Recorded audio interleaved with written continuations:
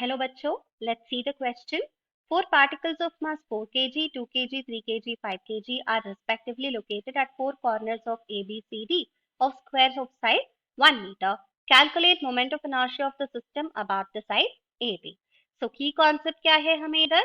हमें find out करना है moment of inertia of the system of particles. So key concept है moment of inertia of system of particles. तो पहले हम क्वेश्चन को विजुलाइज करेंगे, कंसिडर करेंगे एक square A B C D. Particle A at A 4 kg है, 2 kg, 3 kg and 5 kg। हमें फाइंड आउट करना है moment of inertia of the system about the side A B.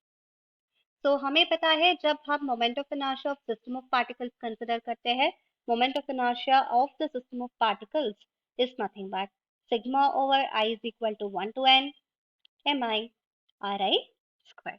सो इसको कंसिडर करके हम सब्स्टिट्यूट करेंगे।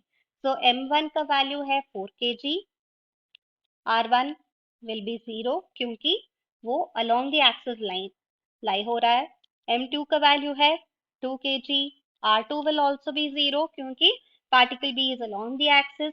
m3 का वैल्यू है 3 kg, r3 का वैल्यू क्या होगा? Perpendicular distance from the axis of rotation. क्या है परपेंडिकुलर डिस्टेंस? ये है 1 मीटर। सिमिलरली m4 का वैल्यू है 5 kg, perpendicular distance from the axis of rotation ये होगा 1 मीटर।